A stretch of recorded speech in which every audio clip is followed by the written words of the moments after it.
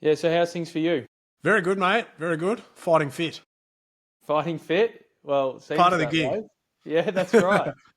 That's right. Tell me, how is that going at the moment, the psychology of health?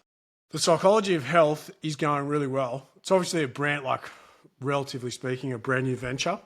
It's Mm-hmm. built on a pretty interesting insight. Mm-hmm. I think the 80-20 of health is people doing what they know they want to do and should do, but Mm-hmm. aren't. Mm-hmm. Yeah? We Yep. spend 80% of our time in relation to health trying to find the new thing, the new fad diet, the new like sets and reps scheme, or the new VO2 max pyramid program. That's not what the answers are. They're in here. Yeah? Why am I not doing what I actually want to do? And why haven't I made the changes that I keep saying I'm going to make? Um, and that's what I'm having fun helping people actually answer, because I don't think the answers to your health are in the gym. Yeah, If they so were, you would have already found them. that's right. So Um, are you a psychologist or a personal trainer then? I'm neither, but I'm in the process of becoming both. But the short story is, my whole career has been about influencing behavior. Mm-hmm. So I am a marketer by trade. Mm-hmm. That is, if you want to kind of pigeonhole me in a what's your profession, I'm a marketer, and my whole career has been influencing behavior change, and I've been very good at it. And I was very fortunate to get into marketing in a category that, as a kid, I absolutely loved, which was Mm-hmm. sport and betting. Well, I was going to say I saw that there's a bit of history at Sportsbet, and if their ads are anything to go by, it sounds or seems like it's a lot of fun, at least being in the marketing department at Sportsbet. It was a lot of fun. It was a bit of an oxymoron. I say it was. We had a lot of fun being very serious. Mm-hmm. It was big business, and yeah, we made some mad ads, and they continue to kick goals. But fundamentally, I learned how to change behavior, and now I get to use all of those skills to change the behavior that has been the hardest, kind of most confronting thing for myself, Mm-hmm. which was actually getting on top of my health and not kind of basically going through life with one foot flat to the floor on the accelerator and one foot flat to the floor on the brake. I Yeah. had to actually work out, okay, if I want to be healthy and if health is really important, why do I keep running through life with both of these feet flat on the floor? What would happen if I actually just worked out how to only do the things that were good for my health? So yeah, I've been on a bit of a journey, mate. I funnily enough was helping people with their finances, and had the epiphany that my runway's not terrible, but my health is. My health is. Mm-hmm. And I can go and make more money really easily. But I can't, I physically can't go and use money without some effort and a bit of kind of time. If I have the money with effort and time, I can use my money as a massive multiplier to get more quality of life and more time with my kids at my absolute best. And once I had the realization that, my God, I'm just sleepwalking into becoming my father, I've got the same money stories and I've just completely adopted the same mindset, everything changed for me. And it was like, okay, I'm not the only one that's suffering from this. We all want financial freedom. We all want financial independence. We all give money a really weird job in some roundabout kind of way. And I Mm-hmm. realized, money's a tool. What I want Mm-hmm. is more health. How do I Mm-hmm. actually use money to get more health? But more importantly, how do I actually orient my entire life so that it is actually geared towards the thing that's most important to me? Because I learnt a really important Zig Ziglar philosophy. I can have anything in the world that I want. And I really want to have a healthy family, a happy household. And to do that, I need to help other people have exactly that. And that's just an upward cycle. So, man, the long answer to your question is it's It going sounds really like well, but it's in its infancy, and I'm learning a lot in the process. It's pretty cool to go out on your own, as you know. Like it's to truly back yourself and do your own thing. It requires some courage. So I admire people that have done it. And it sounds like you've been on quite a journey and, had some, real epiphanies, as you called it, and made some realizations. Tell me, just stepping back a little bit, you mentioned that you sort of realize, the industry you were in was all about changing behavior. I Yep. don't imagine that was an overnight thing. How did you come to that realization? Was it an over a period of time, or was it just a certain, like, this is it? This is actually what I'm doing. It's not marketing and having fun and trying to sell a product. I'm trying to change behavior. How did that come about? There's a couple of epiphanies. The first one was I was really fortunate to be selected into the marketing academy in, I don't know, 2019 or 2018, around about that time. And they kind of gave us one mission, and it was to work out what our ikigai is. And for those who don't know, an ikigai is a Japanese concept that merges what the world needs, what you love, what you're good at, and what you can make great money doing. And when that concept was presented to me, I was like, I desperately need to figure this out. I went into the experience kind of knowing that what I was doing wasn't what I wanted to do forever, but this gave me a framework to actually solve that riddle. Fast forward a few more years, I was doing some work with Terry and, did an exercise where basically painted the vision for what the money was for. And in that moment, my whole world changed and I realized that is the puzzle I'm solving. That's actually what it's all about. And that's really importantly, that's why I've been busting my ass to get to this point so that I can live life on my terms and I don't have to kind of continue to project that life that I want beyond a certain number or beyond a certain point in the future. And it was actually my responsibility to build that life now, not kind of continue to, push it behind a number. And I realized, okay, this is about behavior. This is my mindset is controlling my behaviors. How I'm seeing myself is controlling my behaviors. I'm telling myself that I can kind of go and find that ikigai once I've completely achieved financial freedom. And in that moment, I was like, oh, you are trapping yourself. You are actually trapping yourself. All of this work that you're doing, all of the positives, you're not realizing any of it because you're actually compressing, living small, kind of not living small, but like just being small, not actually being who I wanted to be and realizing what was possible. So that put the wind up me. And from that moment on, it was kind of like, okay, there's a new game in town and it's time to stop playing a kind of very superficial status game. Unfortunately, as marketers, mate, we're pretty good at making people want things that they don't need, spending money that they don't have to go and impress people that they don't like. And I was kind of caught up in that cycle and I was like, just focus on the things that matter to you. Your health, your family, adventure. And you said those marketers, like they're so good at it. I mean, it's such a Yep. massive industry. Yep. It's a capitalist society. It's the Mm-hmm. way, like a lot of us, me included, and yourself, like to dismiss it and talk down to it for many reasons. But a Good lot luck. of it has driven, the innovation in the world and everything today. But the marketers know, like psychology, they know how to manipulate humans in such a way, scarcity, desires, status, all these sort of things. It's a very hard thing to, one, become aware of, and then two, pull yourself out of, because my understanding is a lot of these reactions, a lot of these desires, they just happen. There's triggers and you can't stop that.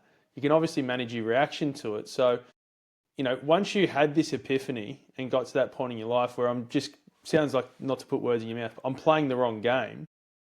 What did you do to, pull yourself out of it, to make yourself more aware in these circumstances, to say, hey, this is my internal reaction to this, but this is not the way I want to be living life. And because it's exhausting too, because this is happening 1,000 times a day, right? Yeah. Yep. It is exhausting. I just looked for sources of agency. Mm-hmm. So one of the greatest lessons we can kind of learn and internalize in life is the space between what happens to us and how we respond is where our power sits. And in that moment, I realized, okay, you are just going to have to practice agency at every single opportunity you get because it's just another muscle. And if you keep doing the reps on your agency muscle, you will change your life. It might not happen tomorrow. It might not happen today. It might take time. But if you know what it is that you truly want, it's so much easier to actually go, no, no, no, no. Because what you actually start to realize is yes, yes, yes, yes. And that is transformative for most people, because we do live in this, heavily capitalist society, but also this like compliancy or kind of yes, yes, yes. And I think we have to actually realize that the more we're saying no, the more we're actually saying yes to who we want to be and the life that we truly want. And we need to find a way to celebrate saying no more often, because it's not innate in a lot of people, especially if we grow up people pleasers, or, we've got bosses and we've got responsibilities, and we do have to say yes to things that we don't want quite often. But more often than not, there's plenty of things you can say no to that are directly saying yes to who you want to become. Yep. And that's actually why I love what I do, because as you know, mate, when you are in peak physical condition, you feel unstoppable, and you know that there's so much more for me in this life, because I've got the ability to control this decision and the next one and the next one. And that's where your agency is found. It's literally in your next decision. Yeah. And the one after that. You spoke a bit about habits before, and I know just doing a little bit of a dig on the psychology of health, that identity also forms a big part of it too. And then linking that back to what you just said about the yes being a vote for the person you want to become. I think that's a quote from James Clear, who in his book he talks a lot about identity at the start. Has his work, or is there any other work that's helped really influence your approach to this and how you work with other people in the psychology of health? Yep. His work has Tiny Habits, BJ Fogg. There's stacks. Clearly Terry's been a huge influence. So I think back to my own nowhere near as successful as your athletic career, mate, but I was taught from a really young age to visualize. And it was so powerful, right? To actually get behind the blocks and have visualized this race, know what it's going to feel like to dive in the water first. And suddenly you progress into adult life. You get really busy, you get kids, you get in what I call the absolute pressure cooker of life. And mate, we stop visualizing who we can become. Mm-hmm. And once I started practicing the process of visualizing who I could become, the actual habit formation became really easy, because like James Clear talks a lot about identity for one very, very, very, very specific reason. It is how we change. Like, whilst ever I held on to the identity that I was big Parker, that I was kind of the fun, jolly fella, and like lifted weights to be strong and big. Well, any efforts I made to get healthy, I was subconsciously going to sabotage every single night. And it wasn't until I actually said, hey, boys, drop the big, I'm just Parker. And that was really like, whoa, what's that? And really got very clear on the fact that, no, I'm just going to become the weapon that I know I want to be. And saw the price that I had to pay, the feeling that I wanted from paying that price. I was like, I'm in. I'll do whatever it takes to make sure that when my sons are at an age where they're like, hey, Dad, can you take us training? We want to learn how to do ABC. And then 10 years later, when they'd been doing ABC for 10 years, they're like, hey, Dad, do you want to go to the gym? I want to be able to hang with them. And I knew that the identity I did hold for myself, that wasn't my future. I was going to be lucky to get there. And in that realization, change became very, very easy, because I'd felt how good it was going to. It's exactly the same with financial freedom. I'd felt how good it was going to be to have complete control over my day, my time, my choices, my decision making, how I spent my time, who with, where I was going. And those sacrifices were like, they're not sacrifices. I'm not missing out. I couldn't give a shit about any of those things. Why did they have such a hold on me? Because I wasn't crystal clear on exactly what I wanted. Well, I am now, so let's go. Um, That's not so an easy thing to do, though, to get really crystal clear on the things that you want and what you want out of life, who you want to be, because, again, the mimetic desires, we sort of see what other people have and think, oh, yeah, well, we want the same thing too. yeah, There's a real skill in, being able to elicit that out of yourself, or have a coach do it out of you as well. And obviously you mentioned Terry, who's from the Cashflow Co, yeah. played a big part in that for you. But can you talk me through, how that happened, how you got to the point when you realized this is actually what I want? How did you elicit that information? How did you get it out there into the world to then start guiding this change in your life? Yeah, so I'm going to play that back to you, that question. How did I elicit the vision, or like how did I get clear on what it is that I wanted to do with my life? So, Jaden, you could not be more accurate in the statement that that's really hard to do. Yeah. I can give you all the questions. I can give you the framework, and I can kind of give you like all the key information and insights that got me to that process or that point in my life where I was ready for it and also understood what mattered to me. Mm-hmm. But if I'm completely honest, I think it's near impossible to do without someone's help. Like unless, so I've done at least 100 of these. I've done hundreds, and I still find it hard to do it for myself. I can do it for my wife really effectively. To do it for myself is still really difficult. I could do it for you, no problem. And I'd love it, and it would be an incredible experience. And you would simply kind of come home to yourself. Yeah. But the process in doing that, for whatever reason, it's just, we're humans. We have a habit of throwing rocks in our own path, and it can just be hard.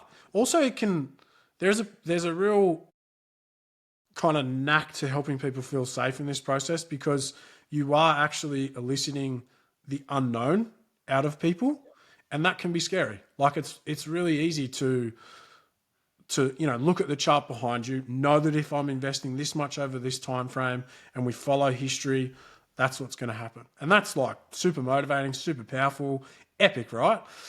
To throw a spanner or two in the works there. Maybe you want to change careers. Maybe you want to go and pursue a dream. Maybe you want to travel around Australia. I don't know, whatever it is for you. And suddenly that formula changes a little bit, and it's not as crystal clear on how am I going to reach financial independence. That can be hard and daunting and scary. So you actually need someone, I believe, to kind of hold your hand through that process, to help you get a sense of you've got this. Like, you will actually work this out. You don't have all the answers now, but that's okay, because the person that's going to solve for that isn't the person that's sitting before us right now. You will accrue new evidence over time.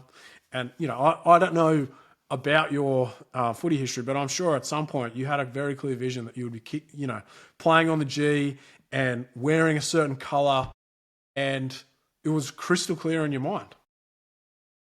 That's not scary as a 14-year-old kid to have that vision. Like, it might be intimidating, but as an adult, once you develop responsibilities, kids, that process can become heaps scarier. So, I guess the answer to your question is, and I'm trying to remember the specific question. It's really, really hard to do for yourself. Yeah, Yeah. like, I've always, and to be honest, just it's having kind of like, conversation. Yeah. it's like as And humans, we get the better out of each other, right? Yeah, and it's interesting you bring up the football as well, because I've had hypotheses before where, it's very easy to be a dedicated athlete when it's professional sports, because to a degree, I think the goalposts are set for you. Most kids, the goal is I want to play AFL. That doesn't really change. It's set in concrete, no matter how many years pass. The goal is still going to be that. You get drafted, my goal is to play an AFL game or be a premiership player.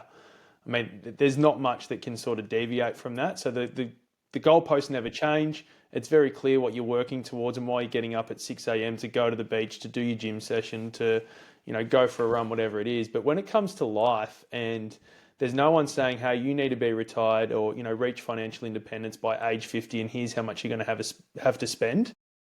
Life evolves, as you said, life changes. We live in seasons where you have kids that you might not ever thought you were going to have. You might have, I'm only having 2 kids, and all of a sudden you've got 3. The goalposts, you're constantly changing them for yourself.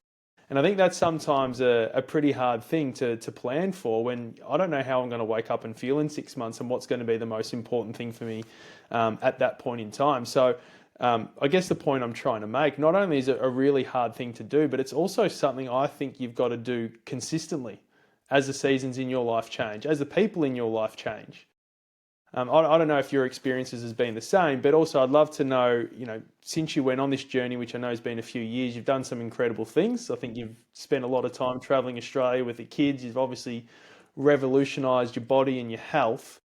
But I'd love to know, sort of the iterations that you've been through on that journey, and, how some of those different experiences impacted that. So, when you left doing this amazing trip around Australia with the family, halfway through, I imagine there was some epiphany where, oh my God, it's all about my health. It's all about my kids. You get home and it's like, psychology of health. It's about business now. I want to do this for other people. How amazing is it, right? Yeah. How did that all change for you in that time frame? Far out. I had question. so many people. Big question. God, massive question. Down, massive question. I had it's a depressing epiphany, but it's very real. So, if you don't know, in a sentence, I got very, very healthy traveling around Australia. So we didn't camp a lot in caravan parks. We were kind of very remote, spent as much time away from kind of people as we possibly could. But when we'd go into town, I'd take an hour and I'd train in a caravan park. Mm-hmm. I was surrounded by people in, $200,000 Land Cruisers, $400,000 caravans, and mate, they were staring at me like I was mad. And I'd think, well, okay. And then I'd watch what they do. So I'd train in the morning. More often than not, they'd just see the end of my session and they'd have their coffee and they'd sit out the front. And then I'd start working. And then I'd take the kids for a hike. Then I'd cook everyone lunch. And they're still sitting in the same chair. And then I'd keep working. And then we'd go for a sunset drive. They were lucky to walk to the laundry, carrying their stuff back out of breath. They'd sit back down in that chair. They'd have 3 or 4 beers, maybe some more inside. And that was their day. And I saw that repeatedly all across the country. I was like, you guys have spent 40 or 50 years slaving away to get to financial independence or to a point where you can retire, and you can't even enjoy this experience. I felt terrible for them. I was like, you can call me a freak all you want. I know what I'm training for. It is to maximize my return on life. So as I kind of continued to get more and more agency and just influence others' behavior more and more, I was like, there's really only 2 currencies that matter. There's cash flow and there's our ability to multiply that cash flow with our health. Mm-hmm. And I have a bend towards the health piece because, being candidly honest, I feel like I've witnessed my dad just completely neglect that part of his life. And there's a huge part of me that is like, don't do that. And the worst part for me was I had the epiphany on the trip that, I was just becoming him.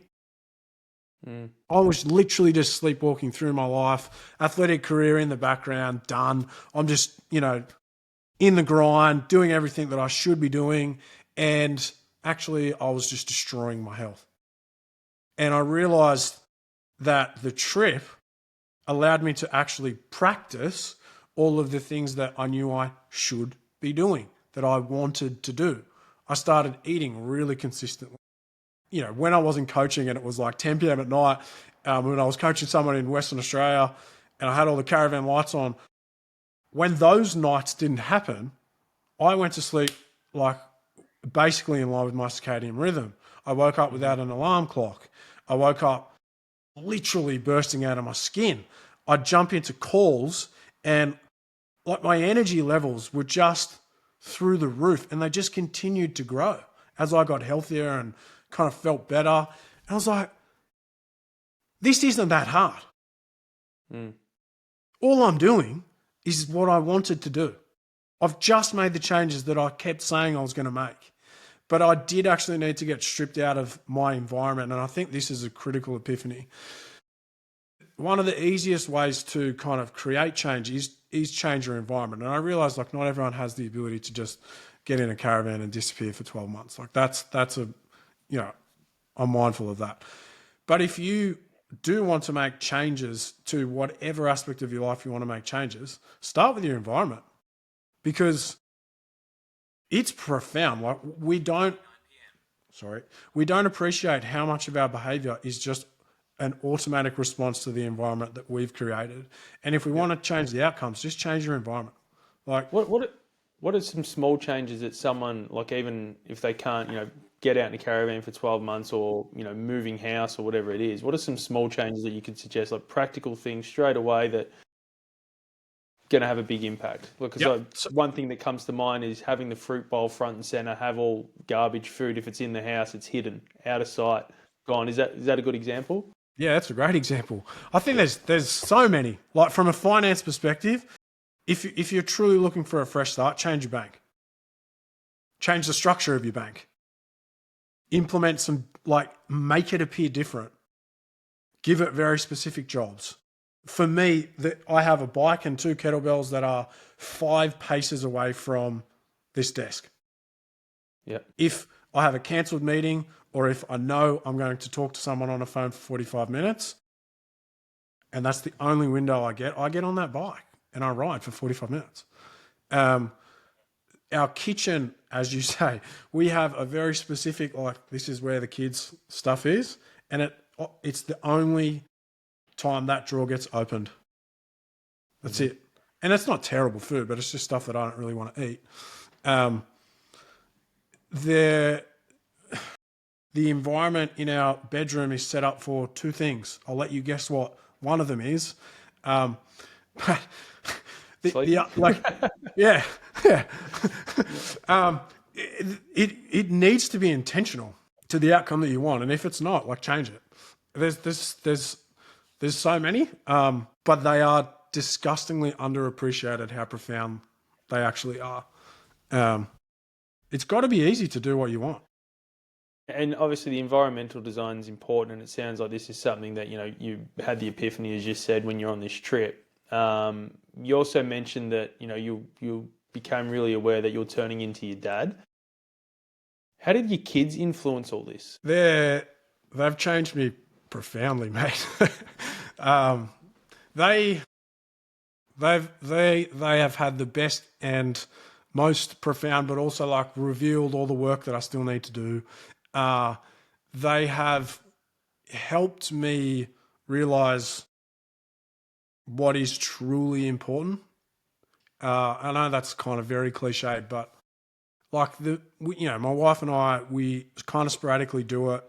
We go back and look at the memories that we created on that trip. And mate, you couldn't buy those off me. There's no amount of money that you could offer me that would take them out of my brain. I just have such an appreciation for time now that I can only wish someone had given me my kids. I say this a lot, and it's really true. When I was 20, I just said, hey, look after those 2 guys for just 2 weeks. 20-year-old Mitch, go and look after those 2 for 2 weeks.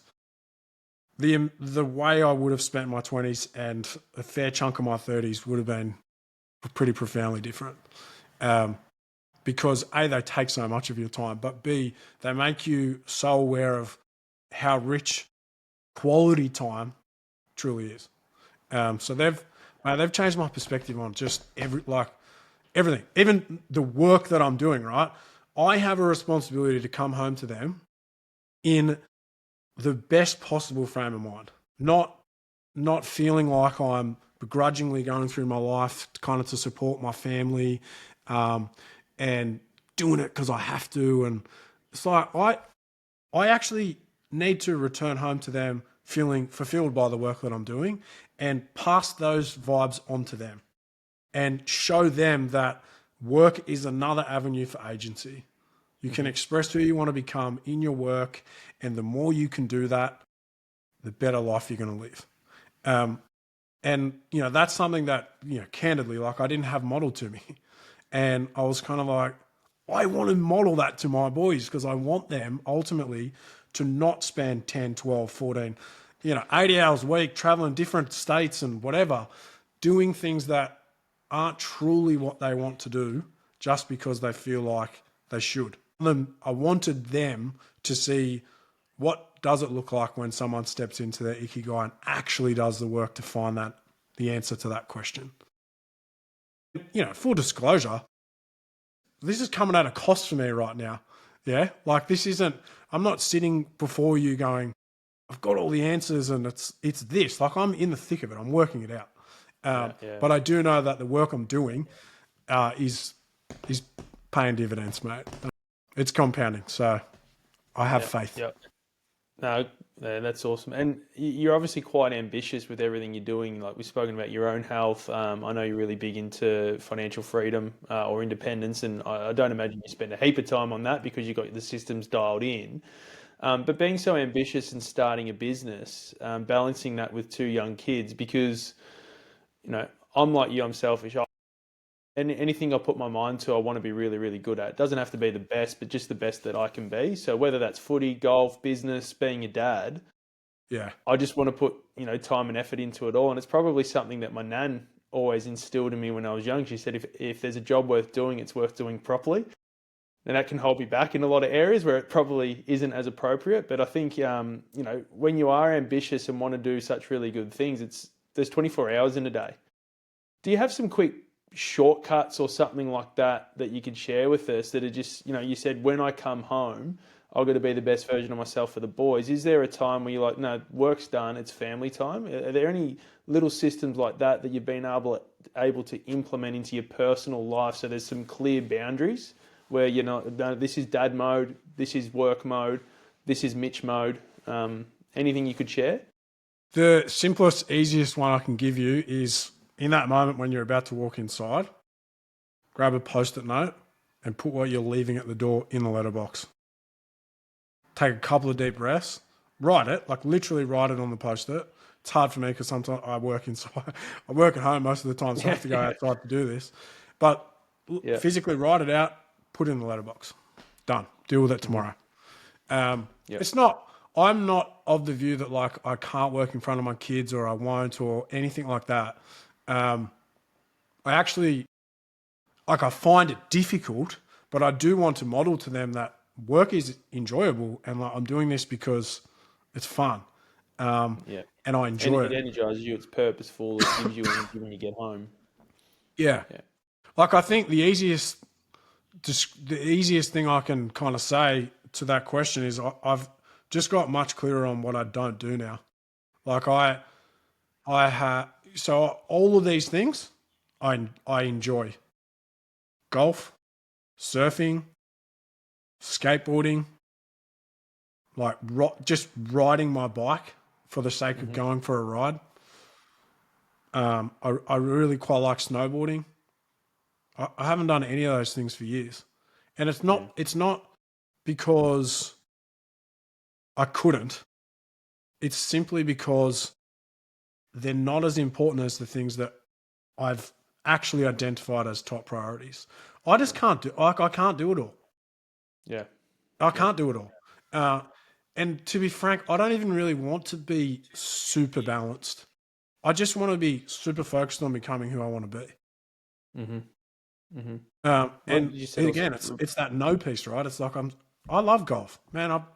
I'd love to be playing off one and scratch and like getting status out of that, but I literally haven't played since COVID, and I'm fine with that.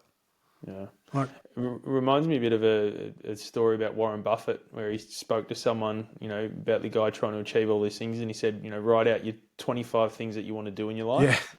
yeah, The guy wrote them out, and Buffett said, all right, 6 through 25, scrap them. They don't exist. If you focus on them, you're going to stuff up everything and you're going to achieve nothing. Get your top 5 and prioritize them. And it's true, I think. disgusting amount of wisdom in it. Yeah, yeah. The Yeah, goat. it is true. And you're absolutely right. And from my own perspective, that, during COVID, I stopped playing footy for a few years, and had a young child at the time, and I was just reading lots of books. I've always been a curious person, but thought, no, it's something I haven't done in a long time. And I was just spending every spare second I had, just consuming volumes and volumes of information. And after a few years, I realized that this has come at a cost. Yeah, well, I'm stretching my mind and, getting energy from all that and learning all this sort of stuff. But so I haven't been in a gym for 3 years now. I've barely gone Yep. for a run. Yeah. And I can't do both either, because I can't just go for, a 2 hour, get some Ks into me, or, an hour in the gym and then keep reading for another 2 hours after that. Like, there's got to be some time for kids and family as well. And so I had to balance it and, say, because if people still say to me, oh man, you read so many books and all this sort of stuff. And I'm like, well, I haven't read anything in like 18 months now. It just hasn't been a priority. I haven't been able to. And I've learned to be okay with that. I don't have to be that person that's just read all these books and done all that sort of stuff. That's not where I'm at right now, especially while I've got the young kids. But it's a hard thing to say no to, when it is something that deep down you do want to do too. You want Yeah. it all. Yeah. You spoke earlier about seasons, and I think giving ourselves grace to recognise what season we're in is half the battle. Like, if you can get really comfortable and aware of what season you're in, why it matters, and kind of maybe what's the next season, that juggle gets a lot easier, because we can't. It's just a myth to think you can just do it all the time. Yeah. You can't. It's hard. It's hard. Well, I'm yet to meet anyone who can. Yeah. Like, Yeah. back to Buffett, I loved him, but like, I definitely can't imagine his diet of McDonald's got the best out of him physically. It's choices. Yeah. Yeah. And so, bringing this all back to the psychology of health, how do you help people through that? What does a client experience look like for one of your clients working through there? Yeah, so it's a good question, one that I don't completely have an answer to. But let me back that up. So there's a very interesting mechanic that I've fallen in love with, and I need to help the market fall in love with. Let me explain what this mechanic is. So I had a stint looking after as GM of Marta Lotteries, and it was awesome. Awesome business model. Really cool, because we were changing lives with every ticket. So this is like a prize home where someone buys a $2 ticket and they have the chance to win these mad like $4 million homes. I was like, Yeah, I think they've been up in the Sunshine Coast and stuff like that. Those ones. yeah. I was like, this is an epic business model, but we're selling hope. And like, I don't know about you, but I lean a bit more towards the agency, and I kind of don't really think hope's a great strategy for life. But I love the business model. And I was like, okay, health, this is my thing. Kind of doing a Steve Jobs. How can I connect the dots? I'm sure I've been in marketing for a reason. There's got to be a way to compound what I've done to this point. So I was like, oh, this is it. Let's actually have a longevity competition. People want to get healthy. They want to make the changes, but they're not that motivated, or they haven't sat in how it would feel to actually get really healthy.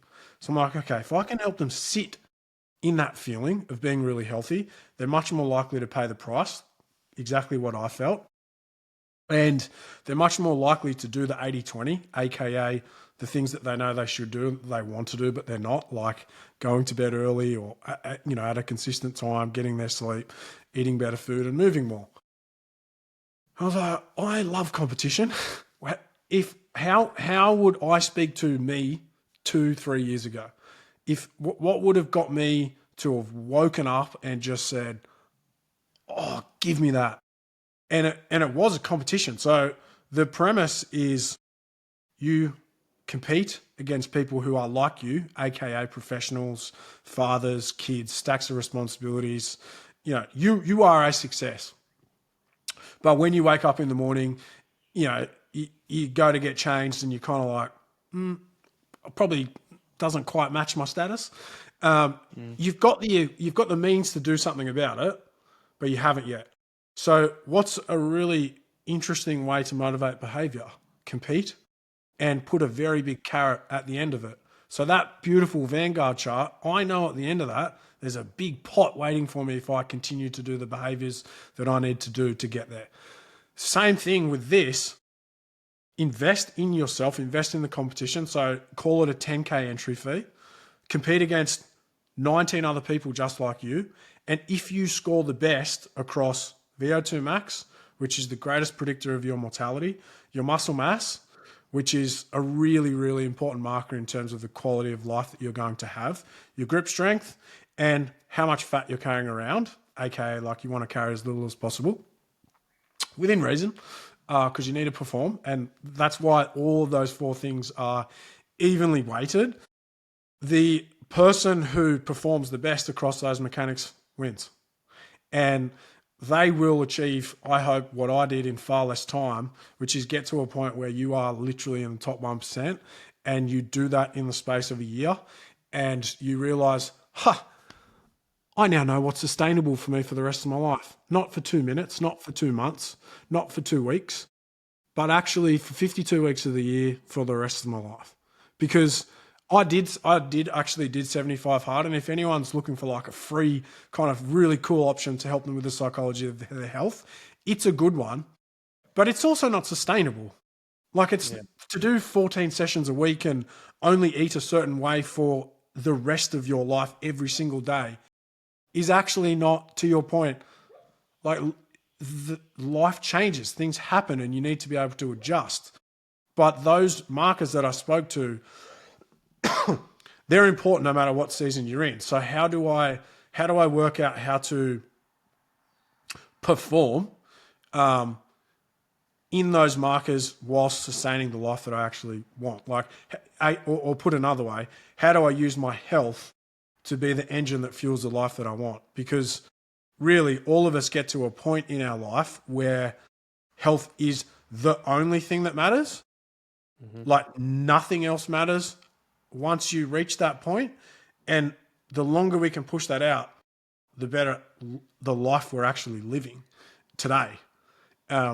So yeah, that's, confusing. A competition spread over it's actually three very distinct phases, Jaden.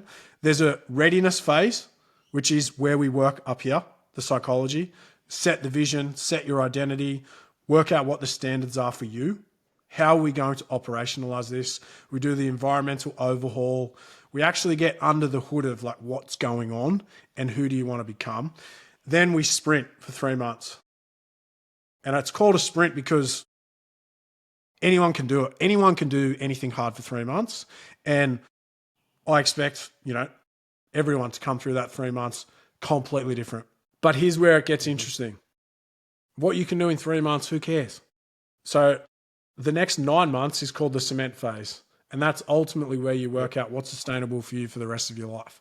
And both of those two distinct phases have equal prize money attached to them.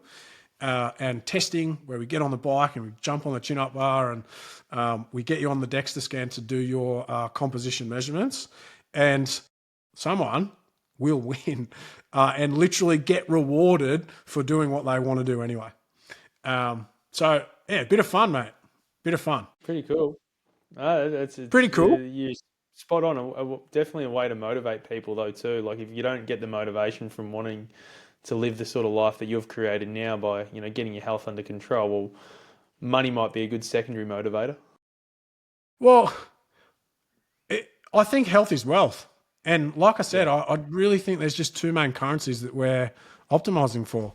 Cash flow, ultimately, like short and long, and our energy, like our ability to get the most out of it, and that's just your health. I don't think one's more important than the other. I just think you've got to work out how to get the best out of both. So I've tried to make it my career. It's awesome, mate. And how has the response been so far? Pretty strong. So I'm definitely in a point where it's like product market fit. You know, who is this truly for? Is it for who I was 3 years ago, 2 years ago? Or is this actually for people who are already on this journey? Yeah. And the way I've structured it is your starting point, like it's indexed against your starting point. So if you start fitter, you're not disadvantaged. Like if you're, regardless VO2 is of where already you really start, high. Yeah. that's right. You know, if you're coming in at 10% body fat, your ability to get to 5 is way harder than someone going from 30 to 15. Health is weird because if you think about, and you experience this financially too, finance is another parallel. They're so disgustingly aligned, it's not funny. But generally speaking in life, if you show me the pain, I'll show you the investment. Yeah, like marketers thrive on, here's the problem, like stretch it out, make you feel awkward, make you feel uncomfortable. Here's a product, close that gap, solved. Health and finances, the people who invest in both of those the most, health, generally, it's the healthiest people already. Finances, generally speaking, it's the wealthiest already. Already, yeah. Yeah. It's bizarre. It defies kind of what we're typically taught. But there's a part of me at the moment that's going, maybe I'm just trying to sell to people who just, you know, they're too far gone, or they think that the mountain's too high for them to climb. And maybe I should actually be talking to people who are already well and truly on this journey. Like, full disclosure, if my mates said to me, hey, Mitch, we want in, but it's just a closed loop. I built this for like something that I would love. Yeah. But as the founder, obviously for the inaugural competition, I can't compete. But I'd love to. I would absolutely love to. So yeah, I am still in the process of who exactly is this for. I built it for me 2 years ago. I am coming to the realization that actually people in bad health are that way for a reason. I don't know if your experience has been really similar, but I've seen it a little bit. And I know with the Cash Flow Co, like they have the Life by Design session. I mean, we run I don't know how similar it is, but we call it a 10-3 now discovery meeting where we're really trying to understand, you know, what's someone's ideal life, what are the things that they want to be doing. And it is a very philosophical conversation. Totally. And the thing I've found is that some people, they're just not ready or open-minded enough to have those conversations. They come to you because I'm overweight and I need to get fitter. I'm not good with my money, or I've inherited something and I just need you to solve this problem. But until you can figure out that identity part and, you know, align what you're doing from a health or wealth perspective with any of that, none of it's going to really stick. And some people just aren't ready to, you know, have that level of introspection, you know, and really think about the person and the life that they want to live. I don't think you can take someone to that point. They've kind of got to get to that point on their own. And as you said, you know, go through the pain and just get to a point when they're, you know, not at a dead end or anything like that, but they're just ready. You know, they just appear and it's like, I need to do this now. I need to figure out what I want for the rest of my life and what it looks like. So, you know, as you said, your target market potentially is people who are fit and wealthy, probably because they've already done that. They've already been on that journey and they understand, like, this is where I need to be and what I need to be doing. Yeah. Yeah. Yeah. Yeah. It's, you know, there's definitely tiered approaches and kind of working through that because it is a big commitment, but I want to deliver big results for people and I know it will work. So I'm kind of going through the process of, okay, what's the scaled back version so that you can get out of the blocks? I can help you with the psychology. You can get what you need, because my intention is very much not to have you outsource responsibility to me, you know, in the same vein as like with our finances, we get an advisor, a planner, a team around us. But we have to understand what we're optimizing for. Mm-hmm. Like it's like your relationship with your footy coach. Mm. You're not when you miss that goal, you're not like, Hardwick, Can't mate. use That was can't use that. Can't use that one. I missed a couple of crucial ones on the weekend, so it's hurting a little bit at the moment. Can we use something else? sorry. It's like we can outsource the responsibility for our life for so long until we realize, oh, that's really dangerous. And like I need a great team around me, but we're all responsible. Like you're not more like we're in this together. So trying to help people realize that if they learn how to use this, they'll start to make the changes that they want. That's primarily the goal, because I love counting sets and reps. I love advising people on nutrition. But you don't need someone to do that for you forever. Yeah, teach them how to fish. That's right. Yeah, that's right. So yeah. No, mate, very cool. I'll stop the recording now as well, but yeah, really enjoyed all 50 minutes of that, mate. That was Sorry, awesome. mate.